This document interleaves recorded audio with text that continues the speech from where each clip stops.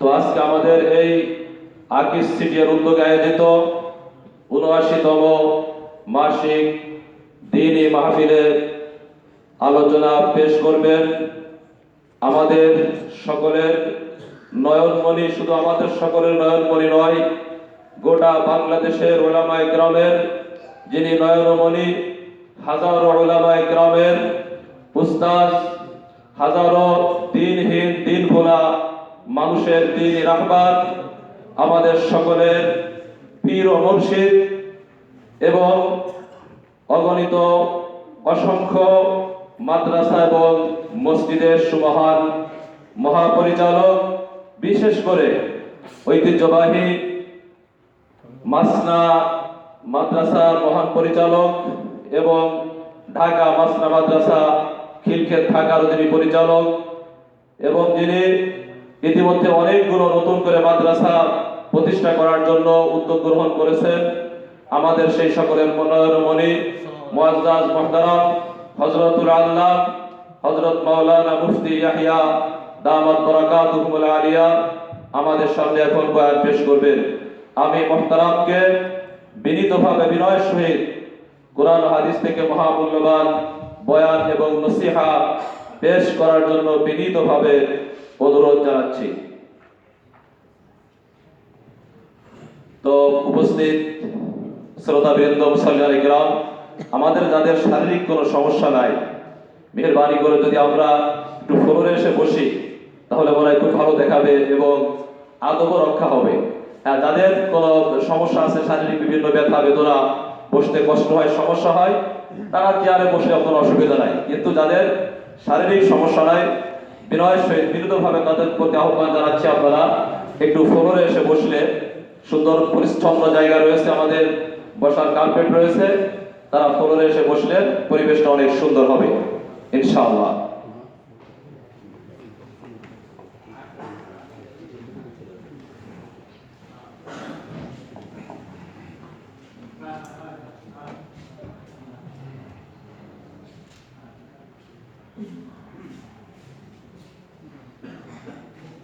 আলহামদুলিল্লাহ নাহমাদুহু ওয়া নাস্তাঈনুহু ওয়া নাস্তাগফিরুহু ওয়া নু'মিনু বিহি ওয়া নাতাওয়াক্কালু আলাইহি ওয়া নাউযু বিল্লাহি মিন শুরুরি আনফুসিনা ওয়া মিন সাইয়্যাতি আ'মালিনা من يهده الله فلا مضل له ومن يضلله فلا هادي له وأشهد أن لا إله إلا الله وحده لا شريك له وأشهد أن سيدنا وسندنا وحبيبنا ومولانا محمدا عبده ورسوله صلى الله تبارك وتعالى عليه وعلى آله وأصحابه وبارك وسلم تسليما كثيرا كثيرا. أما بعد، فأعوذ بالله من الشيطان الرجيم. بسم الله الرحمن الرحيم. يا أيها الذين آمنوا كتب عليكم الصيام كما كتب على الذين من قبلكم لعلكم تتقون. وقال رسول الله صلى الله عليه وسلم: اللهم بارك لنا في رجب وشعبان وبلغنا رمضان. صدق الله مولانا العظيم وصدق رسوله النبي الكريم، ونحن على ذلك لمن الشاهدين والشاكرين. والحمد لله رب العالمين. سبحانك لا علم لنا إلا ما علمتنا فعلمنا ما ينفعنا وانفعنا بما علمتنا وزدنا علما. আলহামদুলিল্লাহ, আলহামদুলিল্লাহ। আল্লাহ তাআলার লাখো করোড় শুকর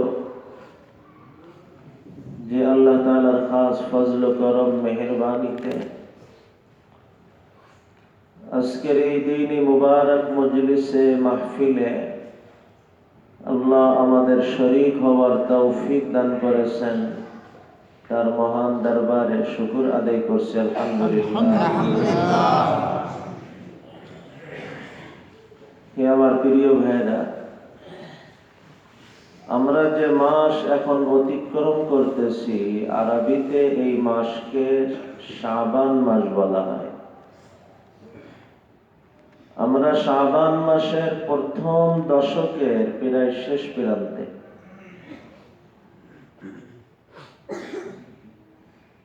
এরপরেই আসবে রমজান। আর যে মাস আমরা অতিক্রম করে আসলাম ওই মাসের নাম হলো রজব। এই রজব মাসের চাঁদ যখন আকাশে, তখনই নবীজি দোয়া করতেন, আল্লাহুম্মা বারিক লানা ফি রজব ওয়া শাবান ওয়া বাল্লিগনা রমাদান। এই দোয়ার ভিতরে মূল অংশ দুইটা কথা।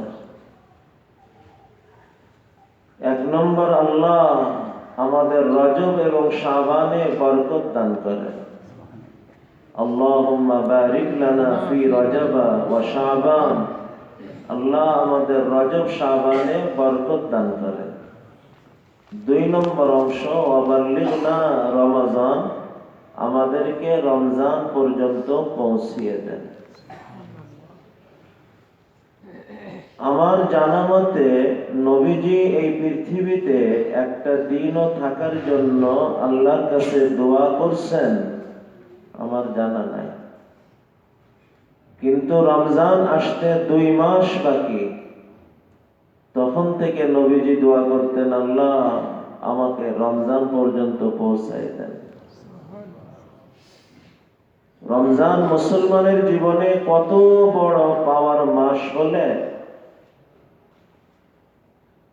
নবীজি এই দুনিয়াতে রমজান পাওয়ার 2 মাস আগ থেকে দোয়া করতেন, আল্লাহ রমজান পর্যন্ত আমাকে পৌঁছায় দেন। মানে আল্লাহ রমজান চলে গেছে, কত মাস হয়ে গেল, এতদিন যখন আমাকে নেন নাই, উঠান নাই, মাওলা রমজান আসার আর মাত্র কয়টা মাসই তো বাকি, 2টা মাস বাকি, 1টা মাস বাকি, 2 সপ্তাহ বাকি, 2-5 দিন বাকি। আল্লাহ এই সময় আমাকে উঠায়েন না, আমাকে রমজান পর্যন্ত পৌঁছায় দেন। রমজান কত বড় মৌসুম হলে, আখিরাত কামানোর কত বড় সিজন হলে নবীজি এইভাবে দোয়া করেন।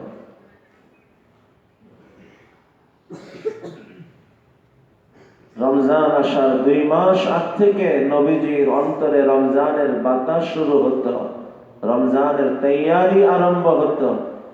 ওই রমজান আসতে আর 2 মাস কিন্তু বাকি নাই, 1 মাসও বাকি নাই, মাত্র আর 3 সপ্তাহ বাকি। হে আমার প্রিয় ভাইরা, যে রমজান আসার 2 মাস আগ থেকে নবীজি রমজানের তৈয়ারি আরম্ভ করতেন, রমজানের বাতাস তার দিলে চলতে শুরু হতো, ওই রমজান আসতে মাত্র কয়টা দিনই তো আর বাকি। আমরাও কি রমজানের প্রস্তুতি নিতে পেরেছি? আমাদের অন্তরেও কি রমজানের ওই বাতাস আরম্ভ হয়েছে? আমরা কি রমজানের প্রস্তুতিতে কিছুটা অগ্রসর হতে পেরেছি? হে আমার প্রিয় ভাইরা, মেহমান যত বড় হয় প্রস্তুতি তত আগ থেকে নিতে হয়। বাড়িতে বিবাহ, মেহমান এসে গেলে কেউ যদি প্রস্তুতি নিতে চায়, বলেন তার এই কাজটা কেমন হবে? রমজান এসে পড়লে রমজানের প্রস্তুতি নিবে, সে রমজান থেকে কি নিতে পারবে? রমজান থেকে সেই উপকৃত হতে পারবে যে রমজানের কমপক্ষে 2 মাস আগ থেকে রমজানের প্রস্তুতি আরম্ভ করবে। হে আমার প্রিয় ভাইরা, রমজানকে কেন্দ্র করে আসমান থেকে যত বরকত আসে, ওই সমস্ত বরকত পাওয়ার পথ কি?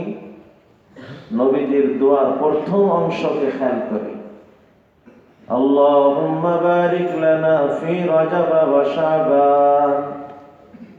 আল্লাহ আমাদের রজব আর শাবানে বরকত দান করেন। কেন? কারণ যে রজব আর শাবানকে বরকতের বানাইতে পারবে, সেই মূলত রমজান কেন্দ্রিক সমস্ত বারাকাত পাওয়ার যোগ্য হতে পারবে। প্রথম অংশের উদ্দেশ্য এটাই। রজব শাবানে বরকত কেন চাওয়া হইতেছে? কারণ রমজানের বরকত সেই পেতে পারে যে রজব শাবানকে বরকতের বানাতে পারে। রজব শাবানে আমি বরকত নিয়ে নিয়ে বরকত পাওয়ায় অভ্যস্ত হব, তো রমজান কেন্দ্রিক ওই বারাকাত, সমস্ত বারাকাত পাওয়ার আমি যোগ্য হয়ে উঠব।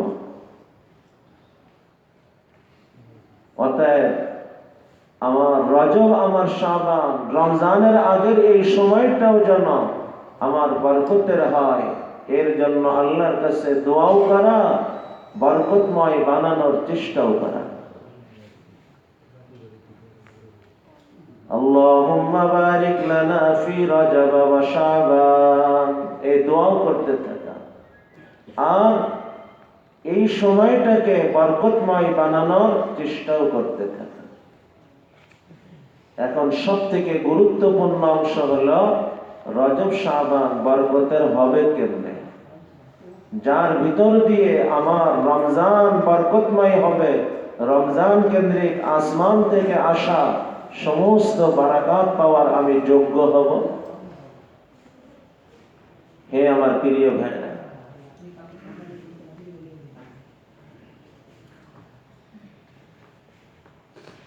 এখন থেকে রমজান পর্যন্ত এই সময়কে বরকতময় বানানোর অনেকগুলি ধারা, সর্বসেরা ধারা, 1 নম্বর ধারা, এখন থেকে এই পুরা সময়কে পবিত্র বানানোর চেষ্টা করা, পবিত্র বানানোর চেষ্টা করা, পবিত্র বানানোর চেষ্টা করা।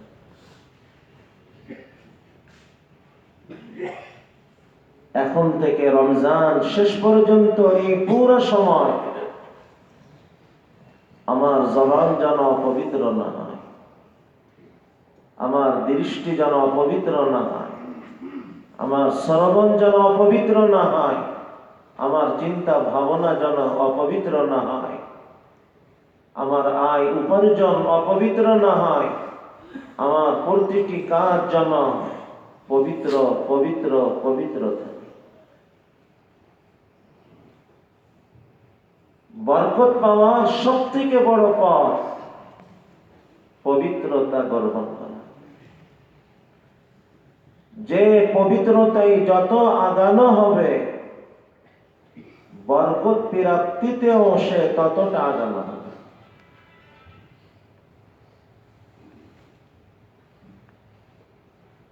পবিত্রতায় যে যতটা আগানো হবে, বরকত পাওয়াতেও সে ততটা আগানো হবে। পিছনে একবার না অনেকবার আমি শুনিয়েছি হাকিমুল উম্মাত হযরত শাহ আশরাফ আলী থানভী নওয়ারাল্লাহু মারকাতাহুর কথা। একজন জবান দিয়ে মিথ্যাও বলে, আবার ওই জবান দিয়ে দৈনিক 1000 বার আল্লাহর জিকিরও করে। সে আল্লাহকে যতটুকু না পাবে, জবানকে পবিত্র রেখে 2-10 বার আল্লাহ আল্লাহ জিকির করবে, ওই 1000 বার জিকিরওয়ালাকেও টপকায় আগায় যাবে। এই কথা শুধু হযরত থানভীর কথা না, এ কথা সরাসরি কোরআন থেকে বুঝে আসা কথা। ومن يتق الله يكفر عنه سيئاته ويعظم له أجرا ويعظم له أجرا ويعظم له أجرا পবিত্রতার সাথে আমল করে তো আল্লাহ তার নেকিকে মহানেকি বানায়। যে জবানকে অপবিত্র রেখে তিলাওয়াত করে সে তিলাওয়াতের স্বাভাবিক গতিতে নেকি পায়, আর যে জবানকে পবিত্র রেখে তিলাওয়াত করে সে তিলাওয়াতের অস্বাভাবিক নেকি পায়। যে জবানকে অপবিত্র রেখে জিকির আজকার করে সে জিকির আজকারের স্বাভাবিক নেকি তো পায়, কিন্তু যে জবানকে পবিত্র রেখে জিকির করে সে জিকিরের অস্বাভাবিক নেকি পায়। ওয়ায়ুযিম লাহু আজরা ওয়ায়ুযিম লাহু আজরা। আর অসম্ভব না পুরা শরীরকে কান বানায় শোনে। এই রমজান শেষ পর্যন্ত এই সময়টা যদি কেউ জবানকে পবিত্র রাখার হিম্মত করে আর পবিত্র রাখতে পারে, অসম্ভব না আল্লাহর মেহেরবানিতে সে সারা জীবনের মতন পবিত্র জবান পেয়ে যাবে।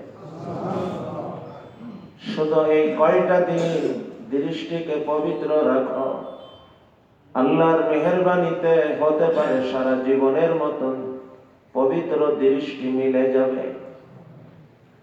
হাতে গোনা এই কয়টা দিন চিন্তা ভাবনাকে পবিত্র রাখি, অসম্ভব না সারা জীবনের মতন আল্লাহ আমাদের চিন্তা ভাবনাকে পবিত্র বানিয়ে দিবে। পবিত্র জীবন পাওয়া সব থেকে বড় মাধ্যম, বরকত পায় জীবন পাওয়া সব থেকে বড় মাধ্যম জীবনকে পবিত্র রাখা। পবিত্র পবিত্র পবিত্র। হে আমার প্রিয় ভাইরা, একটা শব্দ আমাকে ভাবনায় হারিয়ে ফেলে। যখন কোন মানুষ পবিত্রতায় উত্তীর্ণ হয় এই মানুষ আল্লাহর বন্ধুত্ব পেয়ে যায়। শব্দটা কখনো ভাবছেন একজন মানুষ সে নাকি আল্লাহর বন্ধু? একজন মানুষ হয়ে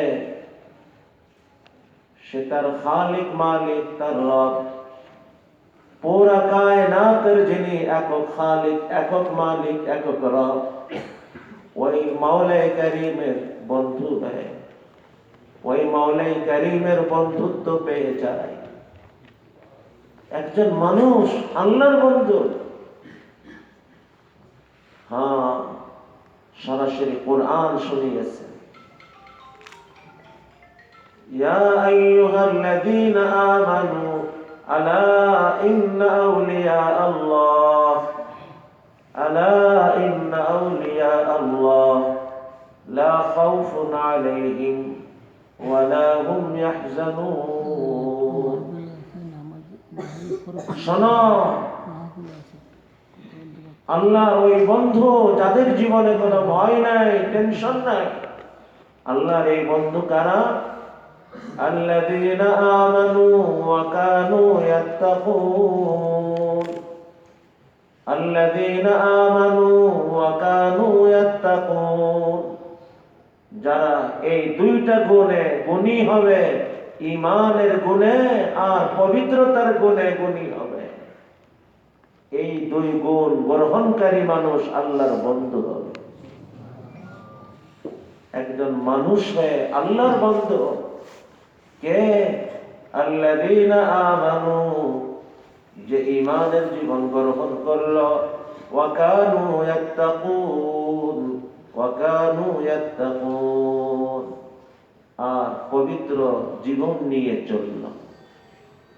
যখন আল্লাহর বন্ধু, তো বন্ধুর পক্ষ থেকে সুসংবাদ, লাহুমুল বুশরা লাহুমুল বুশরা তাদের জন্য সুসংবাদ কোথায়?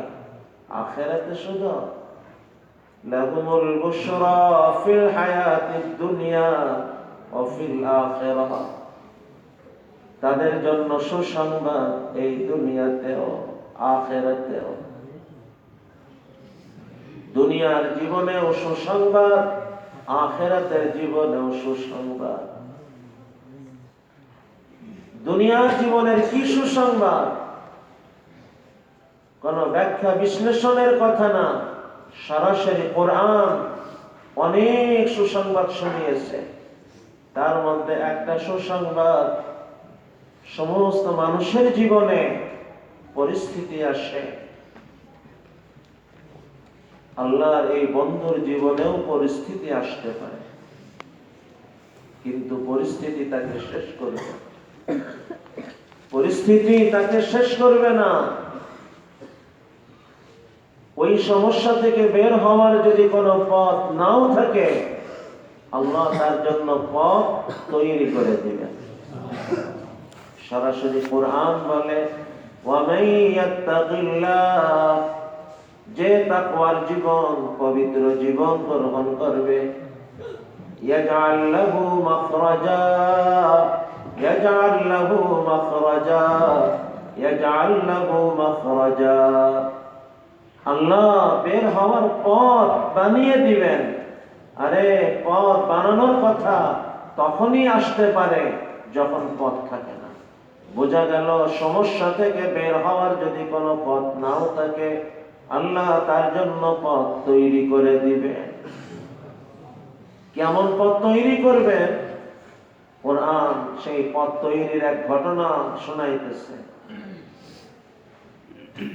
হযরতে সাইয়্যিদুনা মূসা আলাইহিস সালাতু ওয়াস সালাম তার কাফেলা নিয়ে সামনে নীল দরিয়া, ওদিকে ফিরাউনের বাহিনী পিছন থেকে ধাওয়া করে নজরে এসে পড়ছে। সামনে নীল দরিয়া, পিছনে ফিরাউনের বাহিনী। সামনে বাড়লেও মিট শেষ, পিছনে সরলেও শেষ। অপেক্ষা করলে এসেও শেষ করে দিবে। বাঁচার কোনো পথ নাই। পথ নাই তো নাই। আল্লাহ কেমন পথ তৈরি করলেন? কোরআন শোনাই, কাত্তাউদিল আযীম, কাত্তাউদিল আযীম। ছোট ছোট রোড না, আরে হাইওয়ে, বিশ্ব রোডের মতন রোড করে দিলেন না। সুবহানাল্লাহ। এই ঘটনা তো হাজার হাজার বছরের পুরানা। কোরআন আমাদেরকে শোনায় কেন? তুমিও যদি আল্লাহর বন্ধু হতে পারো, তুমিও যদি আল্লাহর বন্ধু হতে পারো, ওই পবিত্র জীবন গ্রহণ করতে পারো, তোমার জীবনেও কোনো পরিস্থিতি আসতে পারে, বের হওয়ার কোনো পথ নাই, বাঁচার কোনো পথ নাই। আল্লাহ আজ যেমন পথ তৈরি করেছেন, কাল তোমার জন্য এমন পথ তৈরি করা যেতে পারে। তোমার জন্য এমন পথ তৈরি করা হবে, ইয়াজআল লাহু মাখরাজা, ইয়াজআল লাহু মাখরাজা, ইয়াজআল লাহু মাখরাজা।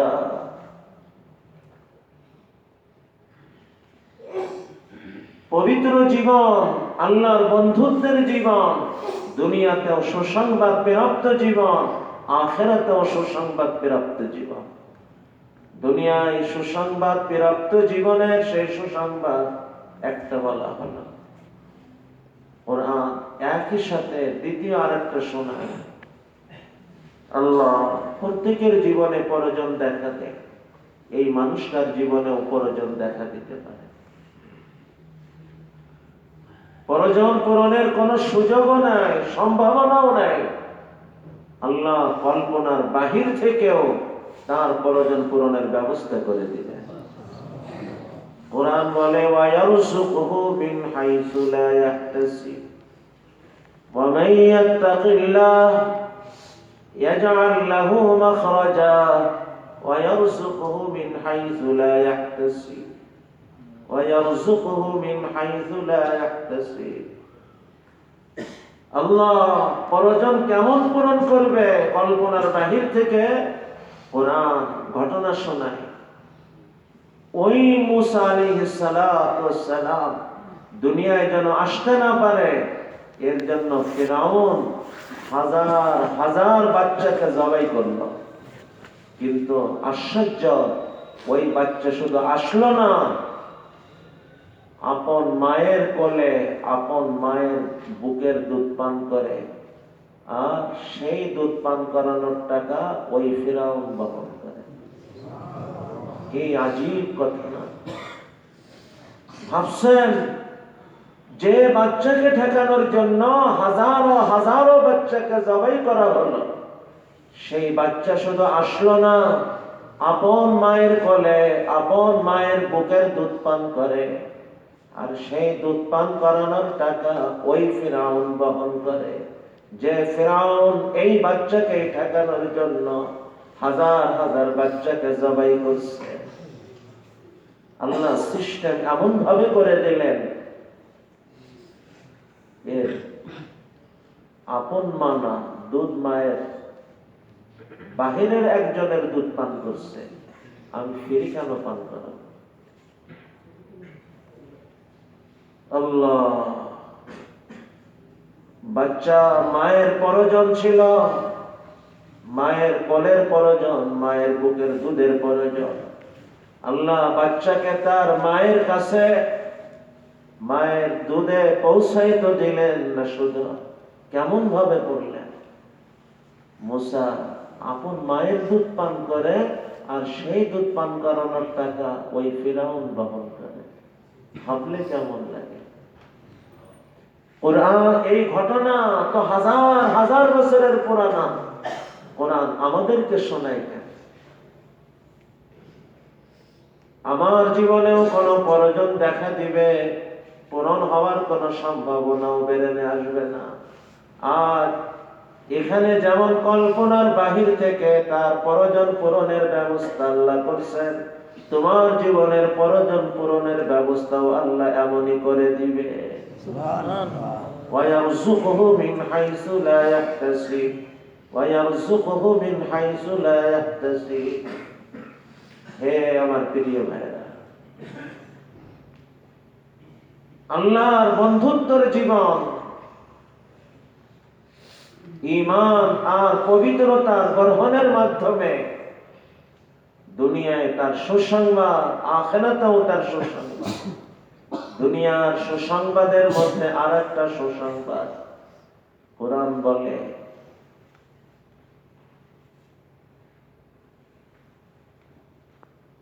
অনেক সময় মানুষ সিদ্ধান্তহীনতায় ভোগে।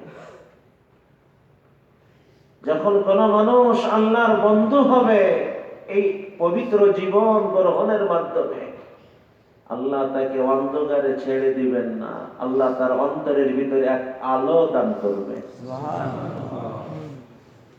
এ কোনো ব্যাখ্যা আর তাফসীর শোনাইতেছে না, কোন হাদিসের কথাও শোনাইতেছে না যে কেউ প্রশ্ন করবে হুজুর হাদিসের মান কি।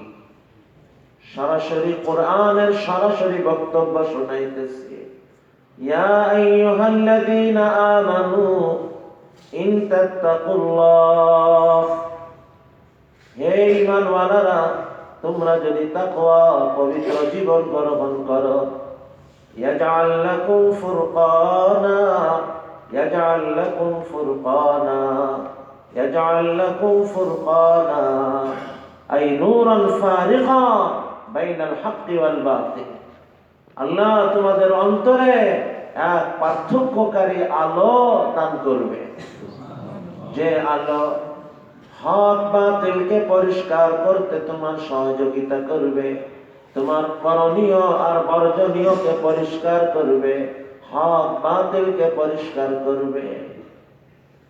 এটাকে ঈমানি নূর বলতে চাও বলো, তাকওয়ার নূর বলতে চাও বলো, আসল তো হইল আমার সিদ্ধান্ত গ্রহণে খোদাই রাহবারি, খোদাই সহযোগিতা বলতে পারো। আর হে আমার প্রিয় ভাইরা, পুরা শরীরকে কান্না নেয়, যদি আমরা হিম্মত করি, নিয়ত করি আমি একাই শুধু পবিত্র হব না, আমার আশপাশের মানুষগুলিকেও পবিত্র মানুষ বানানোর উদ্যোগ নিব। আমার এলাকা, আমার মহল্লাকে পবিত্র মানুষ বানানোর চেষ্টা করব। হে আমার প্রিয় ভাইরা, সরাসরি কোরআন এবার কি বলতেছে শোনেন। আসমান জমিনের বরকত সমূহ আল্লাহ ওই এলাকার সামনে খুলে দিবেন। ولو أن أهل القرى آمنوا واتقوا, যদি কোন এলাকাবাসী ঈমান আর তাকওয়া পবিত্র জীবন গ্রহণ করে, ঈমান আর তাকওয়া পবিত্রতায় উত্তীর্ণ হতে পারে, আল্লাহর বর্ণনা ভঙ্গিমা খেয়াল করেন। লাফাতাহনা আলাইহিম, নাম দৃঢ়তা বোঝানোর জন্য, আমি আল্লাহ অবশ্যই খুলে দিব তাদের সামনে বারাকাত, বহু বচন বরকতে, বরকত সমূহ, মিনাস সামাই ওয়াল আরদি, যা আসমান আর জমিনে আছে। বলো আসমান জমিনের বরকত সমূহ, আসমান জমিনের বরকত সমূহ আল্লাহ ওই এলাকার জন্য খুলে দিবে। লাফাতাহনা আলাইহিম বারাকাতিন মিনাস সামাই ওয়াল আরদ। হে আমার প্রিয় ভাইরা, এই পৃথিবী টিকে আছে ঈমানদারের কারণে, ঈমানের কারণে। যত সময় পৃথিবীতে একজন ঈমানওয়ালা আছে, শুধু আল্লাহকে মাননেওয়ালা একটা মানুষ আছে, এই জমিন আছে, আসমান আছে, সূর্য আছে, চন্দ্র আছে, কায়নাতের নিজাম আছে, যখন একজন ঈমানওয়ালাও থাকবে না, এই পৃথিবীতে ঈমানের অস্তিত্ব থাকবে না, আসমান জমিন কিছুই থাকবে না, কিয়ামত আসবে, কায়নাত তছনছ হয়ে যাবে। হাদিসে আসছে, নবীজি বলেন সাল্লাল্লাহু আলাইহি ওয়াসাল্লাম, লা তাকুমুস সাআ হাত্তা ইউকালা ফিল আরদি আল্লাহ আল্লাহ। একজন আল্লাহ বলনেওয়ালা, একজন আল্লাহ বলনেওয়ালা পৃথিবীতে যত সময় আছে, কিয়ামত কায়েম হবে না। আসমান ঠিক থাকবে, জমিন ঠিক থাকবে, সূর্য চন্দ্র ঠিক থাকবে, কায়নাতের নিজাম ঠিক থাকবে। যখন একজন ঈমানওয়ালাও থাকবে না, তখনই কিয়ামত শুরু হবে। তো এই পৃথিবী টিকে আছে ঈমানের বরকতে, আর পৃথিবীতে যত বরকত, এটা তাকওয়া পবিত্রতার কারণে। পৃথিবী টিকে থাকবে ঈমানের কারণে, আর পৃথিবীর বরকত থাকবে পবিত্রতার কারণে। পবিত্রতায় যত উন্নত হবে, বরকতে তত বৃদ্ধি হবে।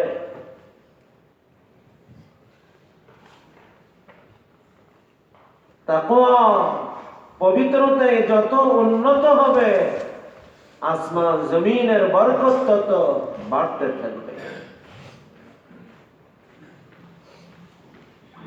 সারা দেশ ঈমান আর তাকওয়ার পরে, পবিত্রতার পরে উঠবে, ওই দেশের জন্য আসমান জমিনের বরকত খুলে দেওয়া হবে। কোন একটা গ্রাম ঈমান তাকওয়ার পরে উঠবে, ওই গ্রাম আসমান জমিনের বরকত খুলে দেওয়া হবে। কোন একটা বসতি ঈমান আর পবিত্রতায় উত্তীর্ণ হবে, আল্লাহ ওই বসতির জন্য আসমান জমিনের বরকত খুলে দিবে। পবিত্রতা, পবিত্রতা, পবিত্রতা, ছোট্ট শব্দ, অনেক ব্যাপক বিস্তৃত অবস্থান রাখা শব্দ। বিশ্বাসে পবিত্র, কোন কুফর শিরিক দ্বারা যেন আমার বিশ্বাস অপবিত্র না হয়ে যায়। ইবাদাতে পবিত্র, কোন বেদাত দ্বারা যেন আমার ইবাদত পবিত্র না হয়ে যায়। আয় উপার্জনে পবিত্র, কোন হারাম সন্দেহপূর্ণ উপার্জন দ্বারা আমার উপার্জন যেন অপবিত্র না হয়ে যায়, আমার সামাজিকতা পবিত্র, কোন রুসুমাত দ্বারা যেন অপবিত্র না হয়, আমার বাহ্যিক জীবনটাও পবিত্র, এই চোখ যেন কুদৃষ্টি দ্বারা অপবিত্র না হয়, জবান যেন কুকথা দ্বারা অপবিত্র না হয়, কান যেন কুশ্রবণ দ্বারা অপবিত্র না হয়। আমার বাহ্যিক জীবনের সব কিছুই পবিত্র পবিত্র, এমনকি আমার ভিতরটাও পবিত্র।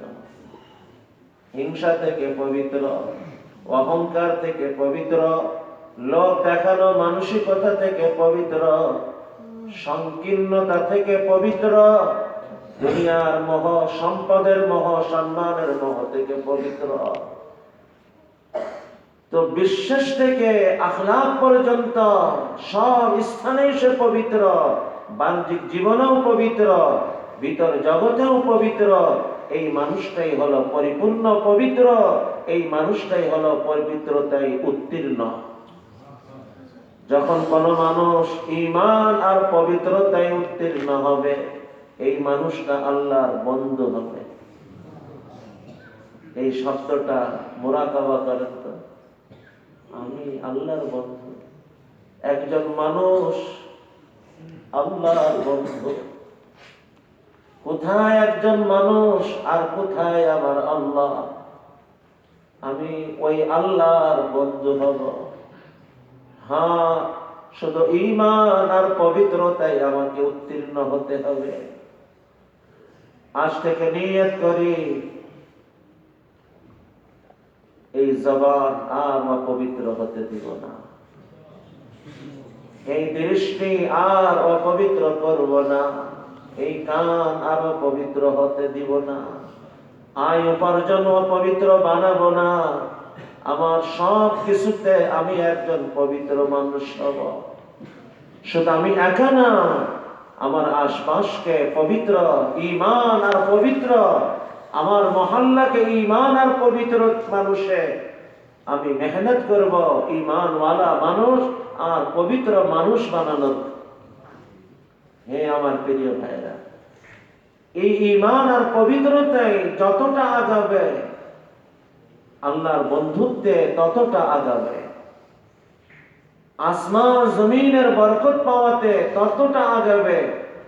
আল্লাহ আমাকে, আমাদের সকলকে এই পবিত্রতায় আগানোর তৌফিক দান করুন। আমিন। আচ্ছা, আল্লাহ আমাদেরকে পবিত্রতায় কতটা আগানো দেখতে চান? আল্লাহু আকবার। আল্লাহ আমাদেরকে পবিত্রতায় শুধু পবিত্র মানুষ দেখতে চান না, পবিত্রতা মাইল ফলক হিসেবে দেখতে চান। কাদের মাইল ফলক? সাধারণ মানুষের মাইল ফলক না, না, পবিত্র মানুষদের পবিত্রতার মাইল ফলক। এক হলো পবিত্র মানুষ হওয়া, এর উপর হলো সাধারণ মানুষদের জন্য পবিত্রতাই মাইল ফলক হওয়া, আর এক হলো পবিত্র মানুষদের জন্য পবিত্রতাই মাইল ফলক হওয়া। আল্লাহ এই স্তর দেখতে চান। সূরা ফুরকানে পুরা এক রুকু জুড়ে আল্লাহ তার প্রিয় বান্দাদের গুণাগুণ নিয়ে আলোচনা করছেন। ওয়াইবাদুর রহমান, আল্লাহর প্রিয় বান্দা কারা? আল্লাযীনা ইয়ামশুনা আলাল আরদি হাওনা ওয়া ইযা খাতাবাহুমুল জাহিলুনা ক্বালু সালামা ওয়াল্লাযীনা ইয়াবিতুনা লিরাব্বিহিম সুজদান ওয়া কিয়ামা। আলোচনা চলতে চলতে আল্লাহ তার প্রিয় মানুষদের শেষ গুণ শোনাইতেছে।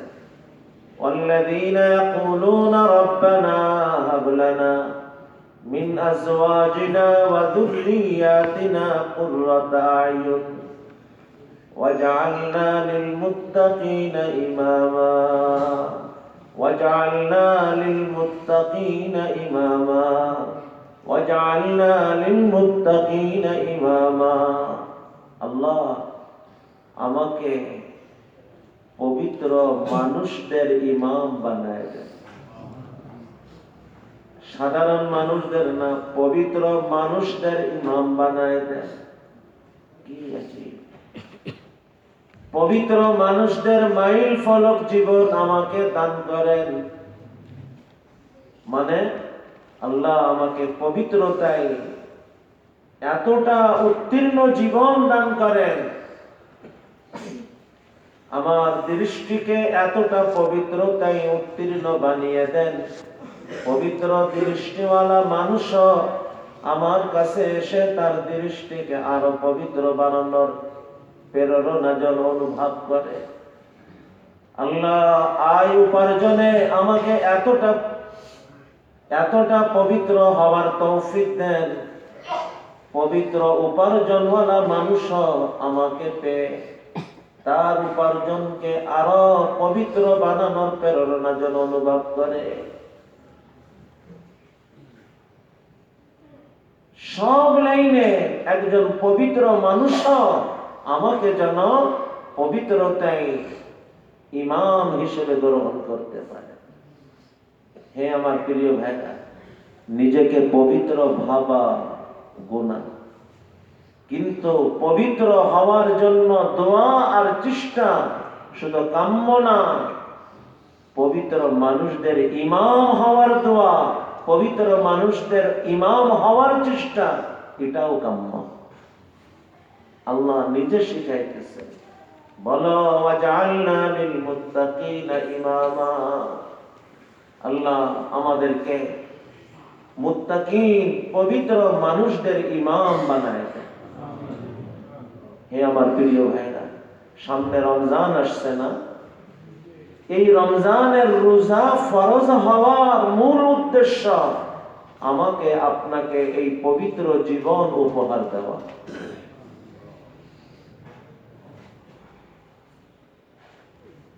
আমাকে আপনাকে এই পবিত্র জীবন উপহার দেওয়া এবং পবিত্রতায় আমার আপনার জীবনকে আগায় নেওয়া।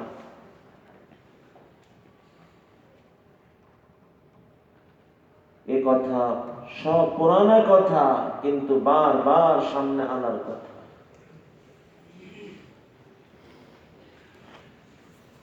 কুরআন সরাসরি শোনাইতেছে, ইয়া আইয়ুহাল্লাযীনা আমানু কুতিবা আলাইকুমুস সিয়াম কামা কুতিবা আলাল্লাযীনা মিন ক্বাবলিকুম লাআল্লাকুম তাত্তাকুন লাআল্লাকুম তাত্তাকুন লাআল্লাকুম তাত্তাকুন, যাতে করে তোমরা পবিত্র মানুষ হতে পারো।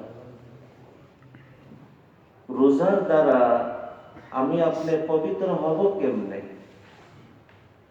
সে রোজার প্রতিটি আমল আমাকে আপনাকে এই পবিত্র জীবন গ্রহণের চেতনা জাগায়। খুতবাতে হাকিমুল উম্মতের মধ্যে হযরত থানভী রাহমাতুল্লাহ আলাইহি লিখছেন, বলো তো রোজা কিসের নাম? হযরত বলেন, সকাল থেকে সন্ধ্যা পর্যন্ত আহা পানাহা স্বামী স্ত্রীর মিলন থেকে বিরত থেকে রোজার নিয়তে বিরত থাকার নামই তো রোজা।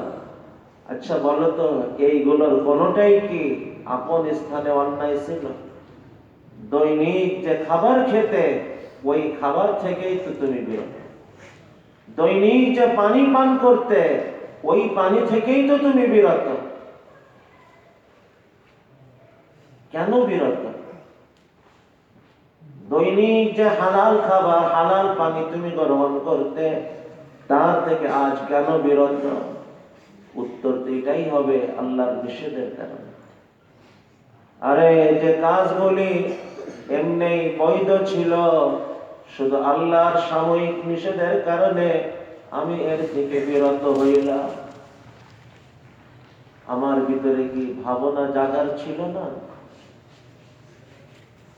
আল্লাহর সাময়িক নিষেধের কারণে বৈধ খাবার, বৈধ পানি স্বামী স্ত্রীর বৈধ সম্পর্ক থেকে আমি বিরত থেকে রোজা রাখি। আরে যে কাজগুলি এমনি অবৈধ, এমনি অন্যায়, আবার আল্লাহর নিষেধতার সাথে যুক্ত, আমাকে এর থেকেও তো বাঁচতে হবে। তুমি কেমন রোজাদার, সারাদিন হালাল খাবার থেকে তো বিরত থাকো, কিন্তু হারাম খাবার এরপরে গ্রহণ করে ফেলো।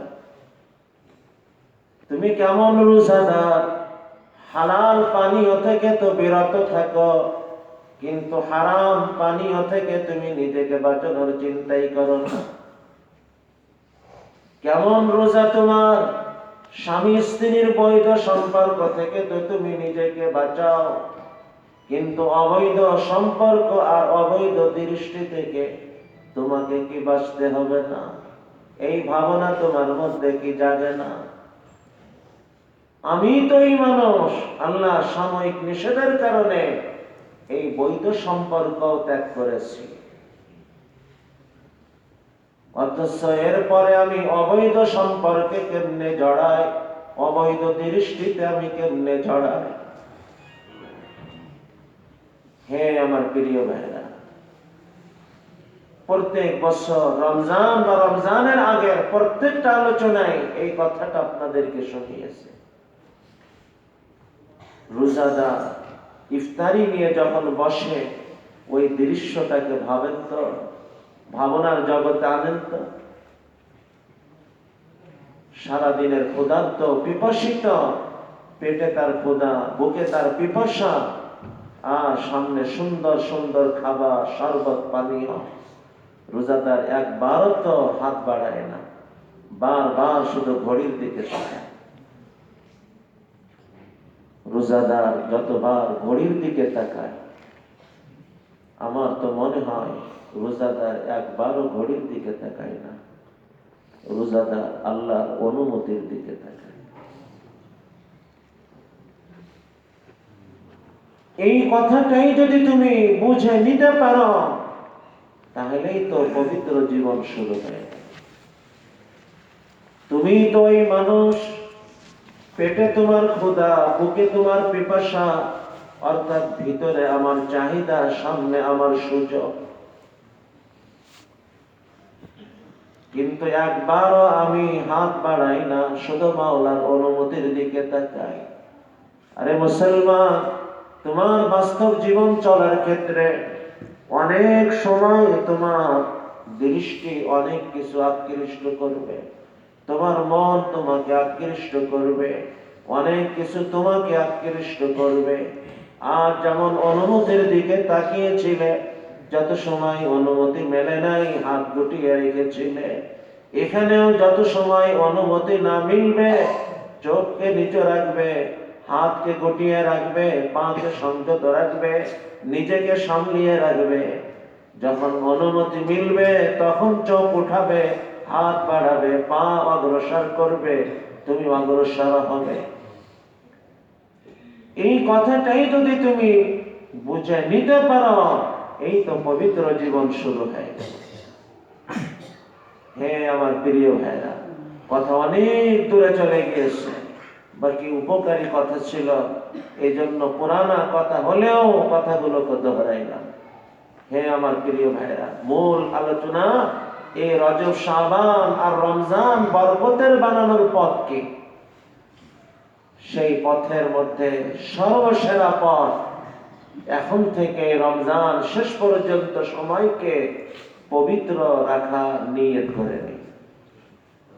অসম্ভব না, সামান্য এই কয়টা দিন জবান পবিত্র রাখার নিয়ত করব, আল্লাহ সারা জীবনের মতো আমার জবানকে পবিত্র বানিয়ে দিবে।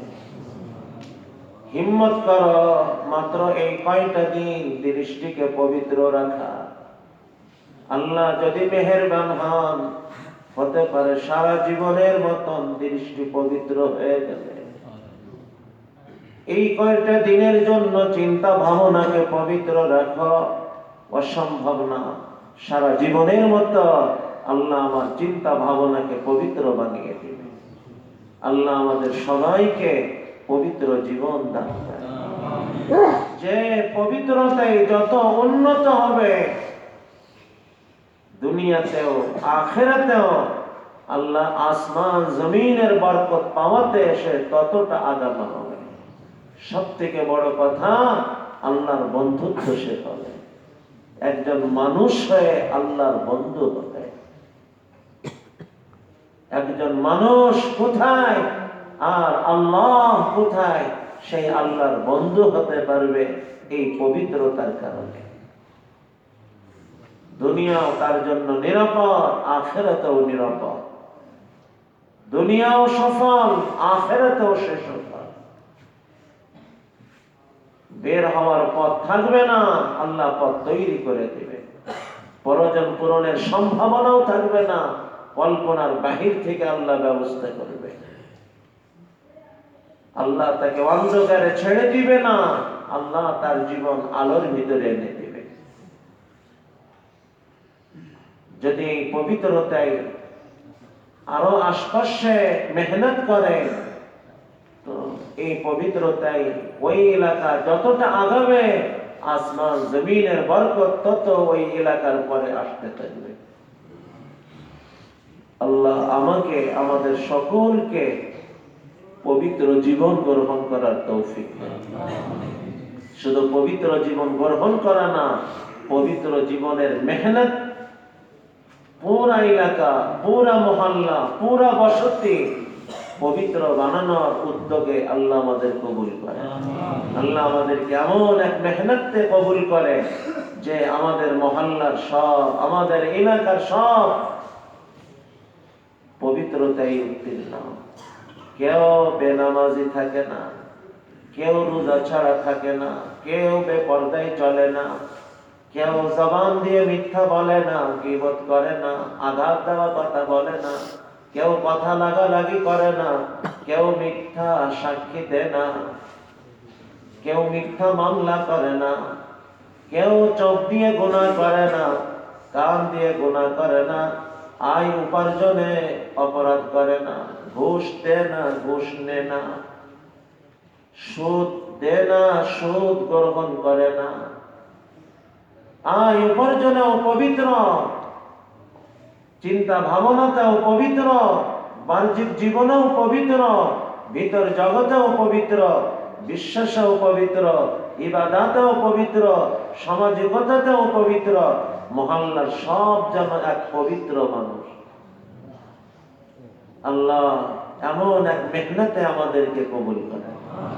হে আমার প্রিয় ভাইরা, এই মেহনতে যতটা আগাতে পারবে, কোন ব্যাখ্যা না, কোন হাদিসের কথাও না, যে হাদিসের মান কি জিগাবে, সরাসরি কোরআন দ্বারা বুঝে আসে আসমান জমিনের বরকত ওই এলাকার জন্য খুলতে থাকবে, সামনে আসতে থাকবে। এই পবিত্রতা এই এলাকা যতটা আগাবে আল্লাহ ওই এলাকার ভিতরে আসমান জমিনের বরকত তত তত দান করতে থাকবে। হে আমার প্রিয় ভাইরা, এটা হলো পবিত্র, এটা হলো এখন থেকে রমজান শেষ পর্যন্ত সময়কে বরকতময় বানানোর সব থেকে বড় মাধ্যম। আর বাকি আলোচনা যদি কেউ নাও শুনতে পারি, নাও মানতে পারি, শুধু এই একটাকেই যদি গ্রহণ করতে পারি, তো মনে করি আজকের এই মাহফিল আমাদের কামিয়াব। আল্লাহ আমাকেও পবিত্র জীবন দান করেন। আল্লাহ আমাদের সবাইকে পবিত্র জীবন দান করেন।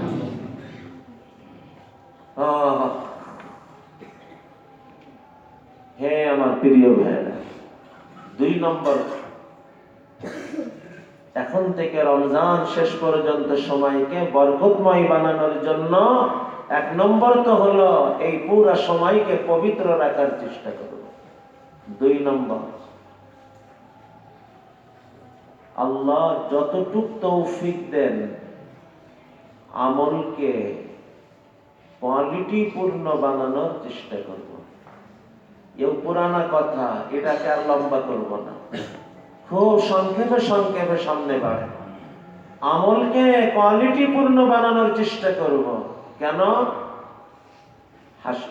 হাসরের ময়দানে আমাদের আমল মাপা হবে, গুনাহ হবে না। অতএব আমলের ওজন বাড়ানোর মধ্যে সফলতা, সংখ্যা বাড়ানোর মধ্যে না। আমলের ওজন আসে আমলের কোয়ালিটির কারণে, আর কোয়ালিটি আসে ইখলাসের কারণে, সুন্নাতের কারণে, খুশু খুজুর কারণে। আমলের কোয়ালিটি আসে ইখলাসের কারণে, আল্লাহ একমাত্র উদ্দেশ্য। আমলের কোয়ালিটি আসে সুন্নাতের কারণে, নবীজির অনুসরণ যত বাড়বে। আমলের কোয়ালিটি আসে খুশু খুজুর কারণে, অর্থাৎ শরীর যেমন আমলে, আমার দিলটাও আমলে, আমার বাহির যেমন আমলে, আমার ভিতর ভাবনাটাও আমলে। আমার শরীর যখন রুকুতে, আমার চিন্তা ভাবনাটাও রুকুতে। এই খুশু খুজু, এই ইখলাস, এই সুন্নাত আমার আমলের কোয়ালিটি বাড়ায়, আর কোয়ালিটি যত বাড়বে আমলের ওজন তত বাড়বে, আর আমলের ওজন যত বাড়বে তত আমল বরকতের হবে। একজন মানুষ দৈনিক 100 রাকাত নামাজ পড়ে, এমন নামাজ যে প্রত্যেক রাকাতের ওজন 100 টাকা। 100 রাকাত নামাজের ওজন 106 টাকা। আরেকজন মাত্র 2 রাকাত নামাজ পড়ে, ফরজ ওয়াজিবাতের পরে মাত্র 2 রাকাত নফল নামাজ পড়ে, কিন্তু এত কোয়ালিটিপূর্ণ, এত কোয়ালিটিপূর্ণ, এই 2 রাকাত নামাজের ওজন 1000 টন থেকেও ভারী। বলেন এই 2 রাকাত এক পাল্লায় আর ওই 100 রাকাত এক পাল্লায় কোনটা ভারী হবে? এই 2 রাকাতের পাল্লা ভারী। আমল কোয়ালিটিপূর্ণ, আমল কোয়ালিটিপূর্ণ বানানো। ওই সিদ্দিক আকবর রাদিয়াল্লাহু আনহুর হাদিস স্মরণ থাকবে। এই হাদিস আপনাদের সামনে একবার না অনেকবার বলেছি। ওই হাদিসকে শুধু দোহরাই নেই। একবার নবীজি সাল্লাল্লাহু আলাইহি ওয়াসাল্লাম সাহাবায়ে কেরামকে লক্ষ্য করে বলতেছেন, শোনো, জান্নাতে কিছু বিশেষ গেট থাকবে। আমি আমার শব্দে বলি, জান্নাতে কিছু ভিআইপি গেট থাকবে। নবীজি ওখানে চিহ্নিত ভাবে 4টে ভিআইপি গেটের কথা উল্লেখ করছেন। নামাজের ভিআইপি গেট, রোজার ভিআইপি গেট, জিহাদ ফি সাবিলিল্লাহর ভিআইপি গেট, দান সদকার ভিআইপি গেট। আচ্ছা, এই গেট দিয়ে কারা জান্নাতে যাবে? জাহির কথা, যার নামাজ ভিআইপি হবে সে নামাজের ভিআইপি গেট দিয়ে জান্নাতে যাবে, যখন মানুষ লম্বা সিরিয়ালে। যার রোজা ভিআইপি হবে সে রোজার ভিআইপি গেট দিয়ে জান্নাতে যাবে, যখন মানুষ বড় ভিড়ের ভিতরে। আচ্ছা বলেন তো, যে রোজার ভিআইপি গেট দিয়ে জান্নাতে যাবে তার জীবনে কি নামাজ ছিল না? তাহলে সে রোজার ভিআইপি গেট দিয়ে কেন? তার কারণ হলো তার জীবনে নামাজ রোজা সহ আল্লাহর যাবতীয় বিধিবিধান তো ছিল, কিন্তু তার রোজা ছিল ভিআইপি, যার কারণে আজ সে রোজার ভিআইপি গেট দিয়ে জান্নাতের ভিআইপি মেহমান। এই ধারাতেই সবগুলি।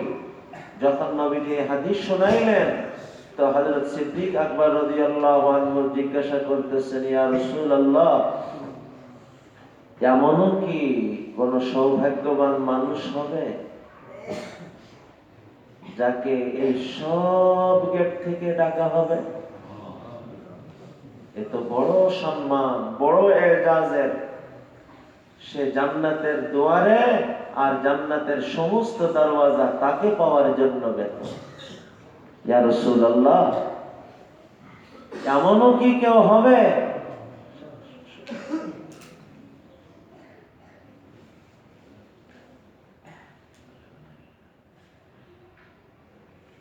নবীজি সাল্লাল্লাহু আলাইহি ওয়াসাল্লাম কি শুনাইলেন? হ্যাঁ আবু বকর, এমনও সৌভাগ্যবান কিছু মানুষ হবে, আর আমি আশাবাদী তুমিও তাদের মধ্যে হবে। ওয়ারজু আন তাকুনা আমি আশাবাদী তুমিও তাদের মধ্যে। হযরত আবু বকর সিদ্দিক রাদিয়াল্লাহু আনহু জান্নাতের শুধু ভিআইপি মেহমান না, ওই বিশেষ ভিআইপি মেহমান কেন হবে? তার কারণ আর 10 জন জান্নাতি না, ভিআইপি জান্নাতিকেও যদি আমরা পর্যালোচনা করি তো দেখব কারোর হয়তো শুধু নামাজ ভিআইপি, কারোর হয়তো শুধু রোজা ভিআইপি, কারোর হয়তো শুধু জিহাদ ফি সাবিলিল্লাহ ভিআইপি, কারোর হয়তো শুধু দান সদকা ভিআইপি। কিন্তু হযরত আবু বকর সিদ্দিক রাদিয়াল্লাহু তাআলা আনহু এমন এক ভিআইপি জান্নাতি যার জীবনের যে আমলটাই দেখবে ওই আমলটাই ভিআইপি পাবে। তার নামাজ অতুলনীয়, তার রোজা অতুলনীয়, তার জিহাদ ফি সাবিলিল্লাহ অতুলনীয়, তার দান সদকা অতুলনীয়। তার যে আমলকেই দেখবে ওই আমলকেই অতুলনীয় পাবে, কোয়ালিটিতে পরিপূর্ণ পাবে, গুণে মানে পরিপূর্ণ পাবে। যখন তার জীবনের সমস্ত আমল কোয়ালিটিতে পরিপূর্ণ, তো আজ উনি জান্নাতের এই সব দরওয়াজা থেকে ডাক পাওয়া বিশেষ ভিআইপি মেহমান হবে না তো আর কে হবে? হে আমার প্রিয় ভাইরা, যে হযরত আবু বকর সিদ্দিক রাদিয়াল্লাহু আনহু এই সব গেট থেকে ডাক পাওয়ার রহস্য বুঝলো আর নিজের জীবনে ধারণ করার চেষ্টা করলো, আশা হয়, আশা হয়, আশা হয় আল্লাহ একেও আখিরাতে হযরত সিদ্দিক আকবর রাদিয়াল্লাহু আনহু ওই বরকতময় কাফেলাতে কবুল করে নেবে। আল্লাহ আমাদের সবাইকে ওই মুবারক কাফেলাতে কবুল করে। হে আমার প্রিয় ভাইরা,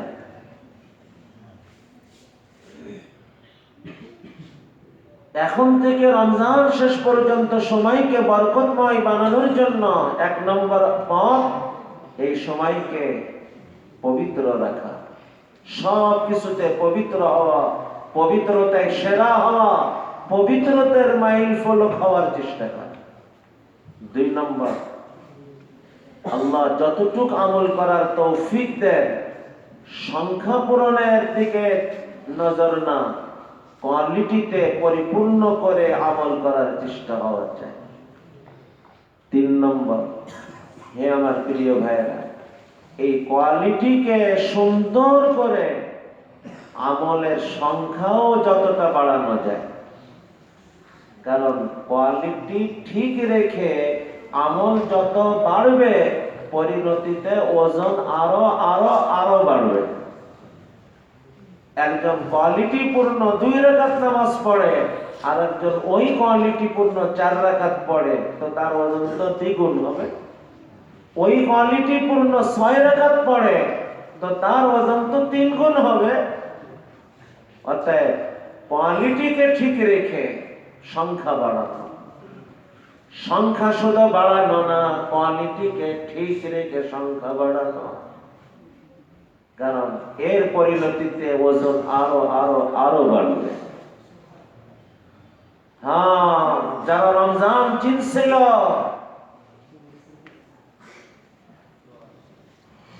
তাদের আমলের অবস্থা কি ছিল পিছনে আমি শুনিয়েছি। রমজান কেন্দ্রিক আমল কি পরিমাণ বাড়াইতেন। হযরত রায়পুরি রহমতুল্লাহ আলাইহির জীবনীতে আসছে, উনি রমজান আসার আগে সবাইকে জানাই দিতেন, রমজান আমার কাছে কেউ আসবে না, 11 মাস তোমাদের সাক্ষাৎ দিই, 1টা মাস আমাকে একা তো আমার আল্লাহর কাছে থাকতে দাও, 11 মাস তোমাদেরকে সময় দিতেছি, 1টা মাস তো আমাকে আমার মাওলার সাথে একাকী হতে দাও। এক এক ফুলের এক এক ঘ্রাণ। আল্লাহ ইমাম আবু হানিফা রহমতুল্লাহ আলাইহির জীবনীতে আসছে, আল্লাহ আমরা তো রমজান আসলে আল্লাহ মাফ করে, আপনারা এমন না, কিন্তু সমাজে এমন অনেক ঘটনা কানে আসে, রমজানেও সূরা তারাবি পড়ে বলে যে এলাকায় কোনো হাফেজের অস্তিত্ব নাই তাদের ত্যাগ ওজর হতে পারে, কিন্তু মুসলমান যাদের কাছে আল্লাহ কোরআনের হাফেজ রাখছেন, রমজানের মতন আখিরাত কামানোর ভরা মৌসুম, সে কেমনে সূরা তারাবির চিন্তা করে? আর যারা খতম তারাবি পড়ে তাদের আম হালত কি জানেন? আপনাদের এখানে হয়তো হবে না, কিন্তু আমরা দেখি এলাকাতে এমনও সবাই খোঁজ নেয় কোথায় কম সময় তারাবি শেষ হয়। মাত্র 5 মিনিট আগে তারাবি শেষ হবে সেই মসজিদে যে ভিড় লাগাবে, এমনকি ওই মসজিদে যাওয়া আসাতে যদি 10 মিনিট লাগে,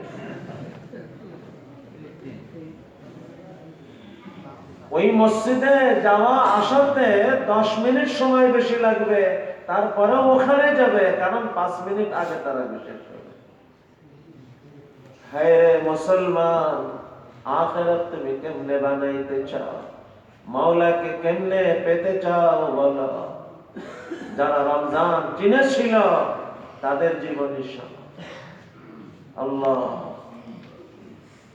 ইমাম আবু হানিফা রহমতুল্লাহর জীবনীতে আসছে, এই ঘটনা যখন আমরা শোনাই অনেক অবুঝ না বুঝে বলে, হুজুর এই আশারে গল্প কোথায় পেয়েছেন, এ কি সম্ভব?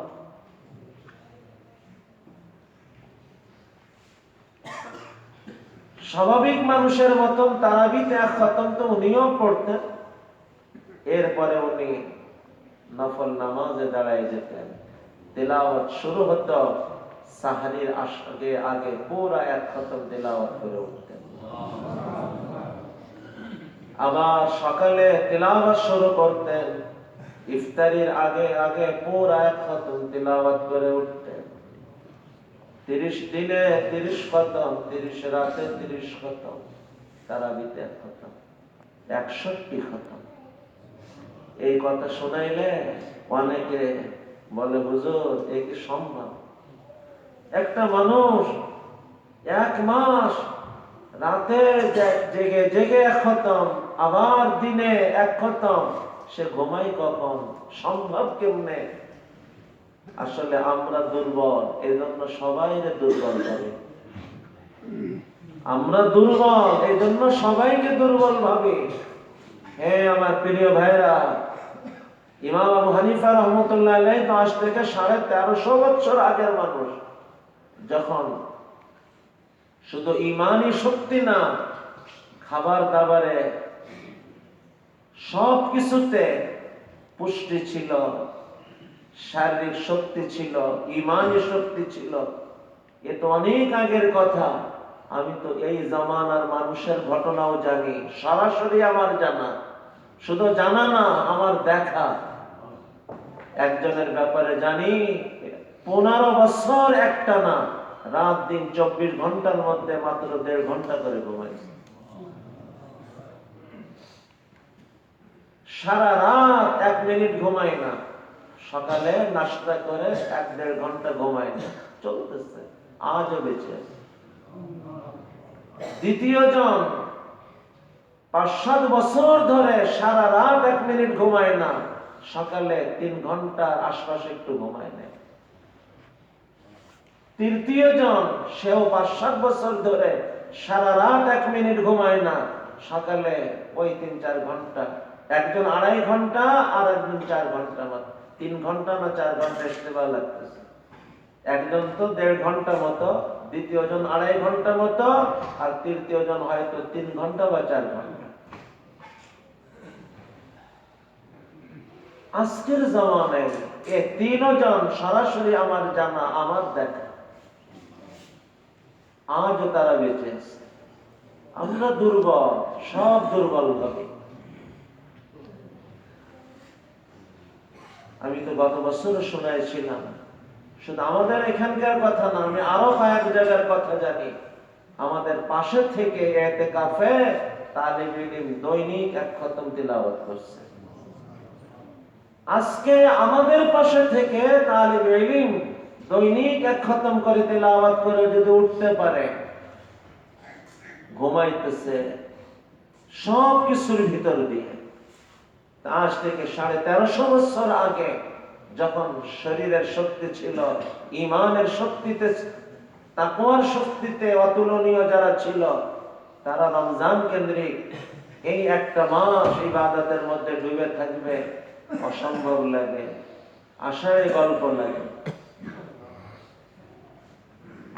তবে এই ঘটনাগুলো শুনে আমরা যেন আবার পুরা রমজান জাগার নিয়ত না করি, কারণ আমরা দুর্বল। আমরা যদি সারা রমজান 1 মাস ব্যাপী জাগার নিয়ত করি, আশঙ্কা আছে দিমাগ শুকাইতে শুরু করবে, জেগে জেগে স্বপ্ন দেখা শুরু করবে। আমাদের সান্ত্বনা হলো সবালের জন্য যেমন আল্লাহ আছেন, আমাদের মতন দুর্বলদের জন্য তো আল্লাহ আছেন। সবালের জন্য যেমন আল্লাহ, আমাদের দুর্বলদের মতন মানুষদের জন্য তো আল্লাহ। এই কথাটা বলে আমি আবার অলসতা তো প্রশ্রয় দিব না। আমি দুর্বল, ওই সবলদের মতন পারবো না তো ঠিক, কিন্তু আমার পারকতায় যতটুকু আছে তার মধ্যে তো কোনো ত্রুটি করব না।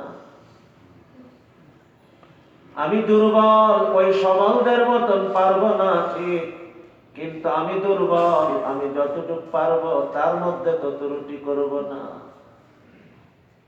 এটাই হলো মূল উদ্দেশ্য। আমি সবলের মতন পারবো না জানি, কিন্তু তাই বলে আমার পারকতায় যতটুকু আছে তার মধ্যে তো ত্রুটিও করব না। আল্লাহ ভাই, এবছর সূরা তারাবিতে আগ্রহ কার কার আছে দেখি, একে দেখা ঠিক হবে? এটা দেখবো না। খতম তারাবি সবাই পড়ার নিয়ত রাখতে পারি তো ইনশাআল্লাহ? রমজান মাস, কোরআনের মাস। আজীব, আল্লাহ তাআলা রমজানের পরিচয় দিতে কোরআন টেনে আনে, আর কোরআনের পরিচয় দিতে রমজান টেনে আনে। মানে রমজানের সাথে কোরআনের বড় আজীব সম্পর্ক। রমজানের পরিচয় কোরআন শোনাইতেছে শাহরু রমজান। আরে রমজান মাস কোন মাস জানো? আল্লাযী উনজিলা ফীহিল কুরআন, যে মাসে কোরআন নাযিল হয়েছে। আবার কোরআন নাযিল আলোচনা করতে যে আল্লাহ শোনাইতেছেন ইন্না আনজালনাহু, আমি আল্লাহ এই কোরআন নাযিল করছি। কোন সময় জানো? জানো জানো সময় না, ফি লাইলাতুল কদর, রমজান মাসে শবে কদরে। কোরআন কখন নাযিল হইল বলতে যে আল্লাহ রমজান টেনে আনে, আর রমজানের পরিচয় দিতে যে আল্লাহ বলেন জানো রমজান মাস যেখানে কোরআন নাযিল করা হলো। রমজানের পরিচয় দিতে যে কোরআন টেনে আনা, আর কোরআনের পরিচয় দিতে যে রমজান টেনে আনা, বোঝা গেল রমজান আর কোরআনের মাঝখানে বড় গভীর সম্পর্ক। এই রমজান মাসেও যদি আমি কোরআনের সাথে সম্পর্ক বাড়াইতে না পারি, মুসলমান জীবনে কখন আর কোরআনের সাথে সম্পর্ক বাড়াবে? অতএব রমজান মাস কোরআনের সাথে সম্পর্ক বাড়ানোর মাস। যতদূর সম্ভব কোরআন তিলাওয়াত বাড়ানো, কোরআনের তাদাব্বুর বাড়ানো, কোরআনের সাথে সম্পর্ক বাড়ানো। রমজান মাস কোরআনের মাস। যাই হোক ভাইরা আমার, শেষ কথা, হে আমার প্রিয় ভাইরা, 1 নম্বর তো এই সময়কে পবিত্র রাখার চেষ্টা করব। 2, আল্লাহ যতটুকু আমল করার তৌফিক দেন ওটাকে সংখ্যা পূরণের বানাবো না, ওটাকে কোয়ালিটি পূর্ণ বানানোর চেষ্টা করব। 3 নম্বর, কোয়ালিটিকে ঠিক রেখে আমলকেও কিছু বানানোর চেষ্টা করব। আমি ওই সবালের মতন তো পারবো না, কিন্তু আমার পরকতায় যতটুকু থাকবে তাতেও ত্রুটি রাখবো না। 4 নম্বর, ওই সবলদের কথাকে স্মরণ করে মনে একটু ব্যথা রাখবো। আল্লাহ, এই সমস্ত হিম্মতওয়ালা মানুষগুলি কত না এই মুখ সময়ে আখিরাত কামাইতেছে, আমি দুর্বল, আমি পারি না। শুধু এই ব্যথাটা একটু দিলে রাখবো। আল্লাহ, যদি আমার ভিতরেও সক্ষমতা হতো, আমি আপনার এই বান্দাদের মতন চেষ্টা করতাম। এই ব্যথা আর এই নিয়ত একটু দিলের মধ্যে রাখবো। কেন? এই ব্যথা আর এই মানসিকতা যদি আমি দিলের মধ্যে রাখতে পারি না, তো আল্লাহ আমাকে একদম বঞ্চিত রাখবেন না। আমলে পিছনে থেকেও আল্লাহ যদি মেহেরবান হন, আখিরাতে আমাকে তাদের সঙ্গী বানাই দিতে পারেন। আপনাদেরকে আমি ঘটনা শোনাইছিলাম, এক স্বপ্নের ঘটনা। স্বপ্ন নির্ভর কথা না, কথা তো কোরআন ও হাদিস নির্ভর কথা, কিন্তু ঘটনা উদাহরণ হিসেবে মাত্র বলা। অনেক বড় একজন ব্যক্তি গিয়েছেন, যুগ সেরা মুহাদ্দিস, ইমাম বুখারীর থেকেও বড় মুহাদ্দিস, যুগ সেরা মুফতি, মুজতাহিদে মুতলাক, যুগ সেরা আল্লাহর ওয়ালি, যুগ সেরা মর্দে মুজাহিদ, হযরত আব্দুল্লাহ ইবনে মুবারক রাহমাতুল্লাহ আলাইহি। ইমাম বুখারী রাহমাতুল্লাহ আলাইহির দাদা উস্তাদ বলেন। ইমাম বুখারী রাহমাতুল্লাহ আলাইহি ওনার লেখা কিতাব সর্বপ্রথম হিফজ করেন। হাদিসের পরে ওনার লেখা গ্রন্থ সর্বপ্রথম উনি হিফজ করেন। এই আব্দুল্লাহ ইবনে মুবারক রাহমাতুল্লাহ আলাইহি 6 মাস চেষ্টা করতেন কোরআন ও হাদিসের দর্স তাদরিস ইবাদত বন্দেগীতে লাগাইতে, আর চেষ্টা করতেন অর্ধেক বছর আল্লাহর রাস্তায় জিহাদ সময় দিতে শরীক। আজীব এক মানুষ ছিলেন। ওনার জিন্দেগি বলতে গেলে স্বতন্ত্র একটা মজলিস দরকার, এবং আসলে উপকারী হবে সে মজলিস। আল্লাহ, আব্দুল্লাহ ইবনে মুবারক রাহমাতুল্লাহ আলাইহি এত এত গুণের অধিকারী ছিলেন। কিতাবে আসে ওনার সাথীরা না, ওনার উস্তাদদের মধ্যেও এত গুণ একত্র বিরল ছিল। অতুলনীয় এক মানুষ। ওনার ইন্তেকালের পর ওনার খুব কাছের একজন ওনাকে স্বপ্ন দেখলেন, আল্লাহ আপনার সাথে কি আচরণ করছেন? উনি বলতেছেন, আল্লাহ আমাকে শুধু জান্নাতই দেন নাই, আল্লাহ আমাকে জান্নাতের অনেক উঁচা মাকামও দান করেছেন।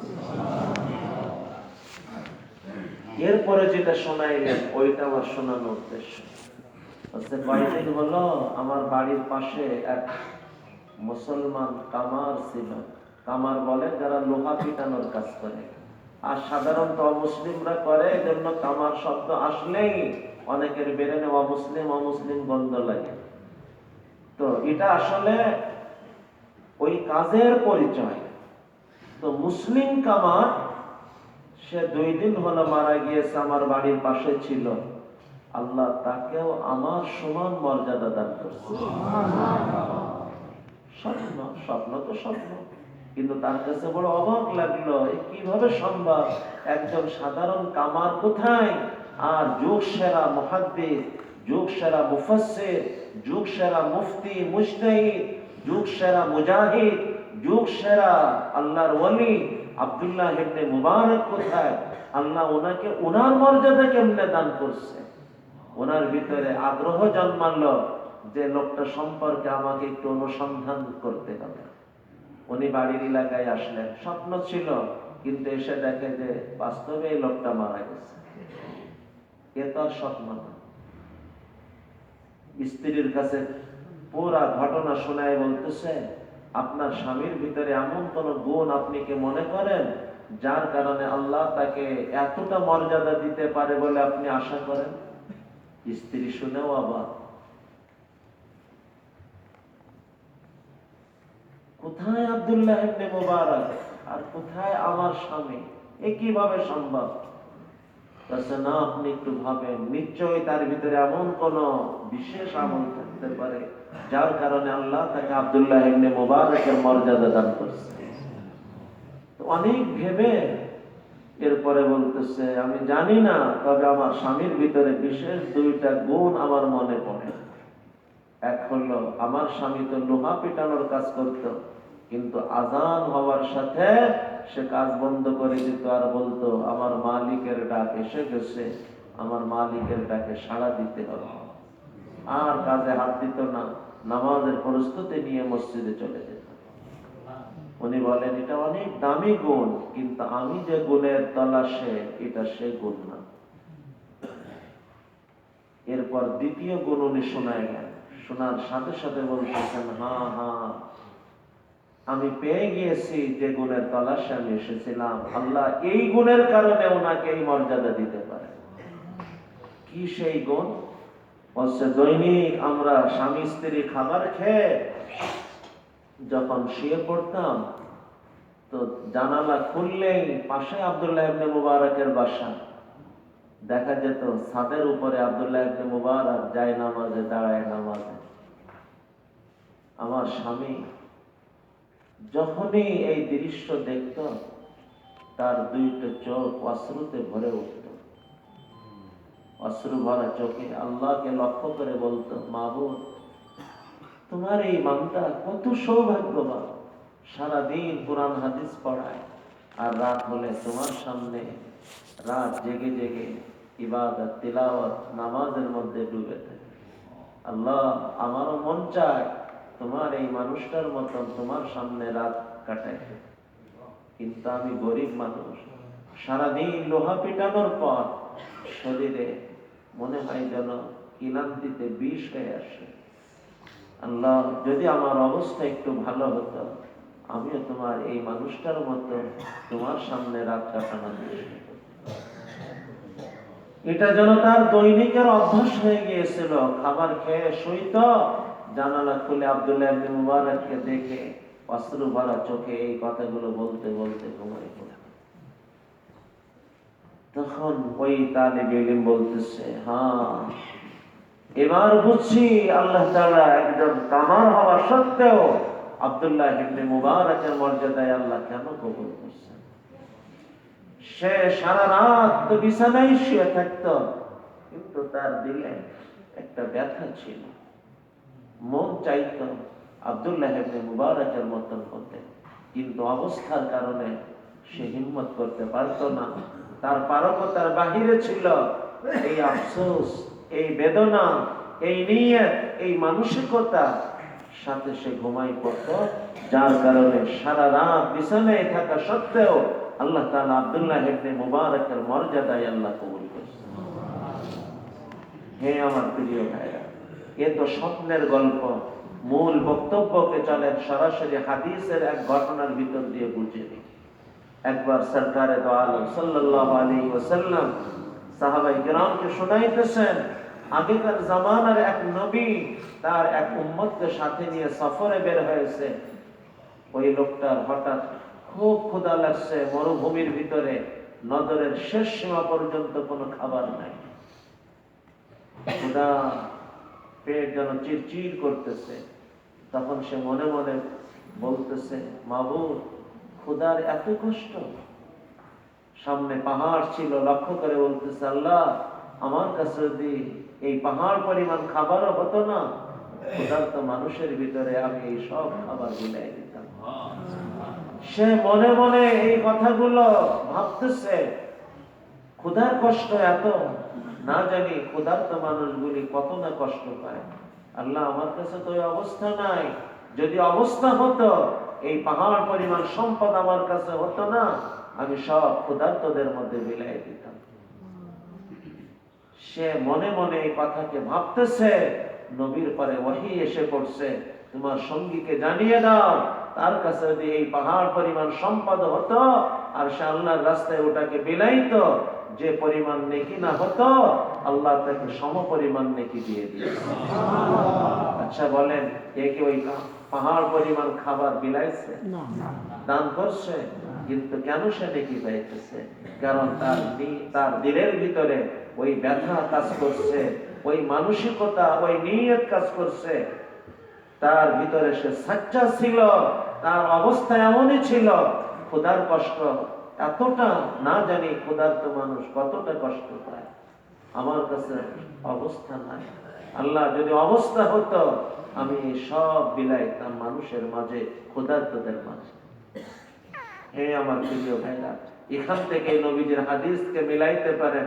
নিয়াতুল মুমিন খায়রুম মিন আমালিহি। নিয়াতুল মুমিন খায়রুম মিন আমালিহি।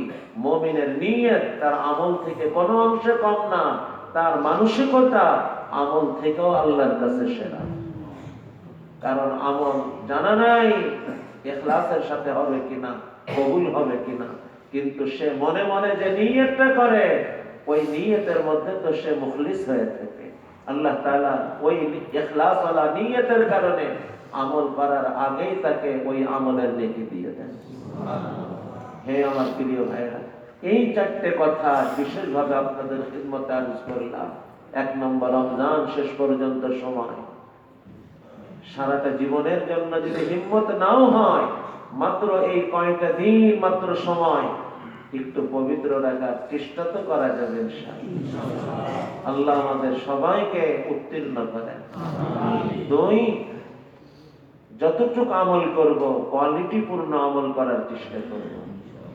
3, কোয়ালিটিকে ঠিক রেখে আমলের পরিমাণও বাড়ানোর চেষ্টা করব। 4, ওই বড়দের মতো পারবো না, বরং করবও না, কারণ আমি দুর্বল। কিন্তু আমার পারকতাই যতটুকু, তার ভিতরে তো ত্রুটি রাখবো না। আর ওই মানুষদের কথাকে স্মরণ করে ভিতরে একটু ব্যথা, একটু বেদনা, একটু আফসোস, একটু নিয়ে ওই অশ্রু ভরা চোখ মাওলার সামনে পেশ করব। ইনশাআল্লাহ, ইনশাআল্লাহ আল্লাহ আমাকে বঞ্চিত করবেন না। ওই বহু আমল করা মানুষের কাতারে আমাকেও আল্লাহ কবুল করে নেবেন। হে আমার প্রিয় ভাইরা, কথা আবার শেষ হয়ে গিয়েছে, এর মধ্যেই হয়ে গিয়েছে কথা। এরপরও স্বতন্ত্র ভাবে একটা কথা আমি উল্লেখ করতে চাই। রমজান মাস দুনিয়া কামানোর মাস না আখিরাত কামানোর মাস? যারা দোকানদার তাদের জন্য ওজর আছে, আমি তাদেরকে বলতেছি না, কিন্তু আমরা যারা ক্রেতা, আমরা কি নিয়ত করতে পারবো? দেখেন তো, যে পুরা রমজান কেন্দ্রিক যতদূর সম্ভব বাজারে যাব না, পুরা রমজানের সমস্ত কেনাকাটা রমজানের আগে করে নেব। 16 আনা যদি নাও পারি, 10 আনা তো করি। 10 আনা না পারি, 5 আনা তো করি। 5 আনা না পারি, 2 আনা তো অগ্রসর হওয়ার চেষ্টা করি। কদম একটু তো বাড়ায়। বিশেষ করে শেষ দশক আখিরাতের ভরা মৌসুম, আখিরাত কামানোর ভরা মৌসুম। আর মুসলমান আর শেষ দশকে সব থেকে বড় বাজারমুখী। হে আমার প্রিয় ভাইরা, শেষ দশক পুরা রমজানের মগজের মগজ। এই সময় কেমনে বাজারমুখী হতে পারি আমি? দোকানদারের ওজর আপন জায়গায়, ক্রেতা আমি, আমার কি ওজর হতে পারে? এই জন্য আমি আপনাদের কাছে অনুরোধ করব, যদি হিম্মত করতে পারেন পুরা রমজান কেন্দ্রিক যত কিনাকাটা আগ থেকে ফিকির করে রমজানের আগে সেরে নেওয়ার চেষ্টা করি। আর যদি পুরা সময়টা না পারি, কমপক্ষে শেষ দশক তো অবশ্যই চেষ্টা করি। আর শেষ দশক সহ যদি না পারি, তো কমপক্ষে 2 আনা হলেও অগ্রসর হয়। আস্তে আস্তে এক সময় আল্লাহ আমাদেরকে কবুল করে। আল্লাহ আমাদের সবাইকে বুঝার তৌফিক দেন। এই ভরা মৌসুম, যেখানে একদিন 1000 দিনের কামায়ের সুযোগ, আর এই সময় দোকান বন্ধ করে ঘুরতে বেরোয়েছে বাইরে, এর থেকে হতভাগা আর কে হবে? আল্লাহ যে কথাগুলো বলাইলেন শোনাইলেন, আল্লাহ আমাকে আমাদের সকলকে আমলে আনার তৌফিক দান করেন। আল্লাহুম্মা আমিন ওয়া আখিরু দাওয়ানা আলহামদুলিল্লাহি রাব্বিল আলামিন। সবাই কয়েকবার দুরূদ শরীফ পড়ি। আল্লাহুম্মা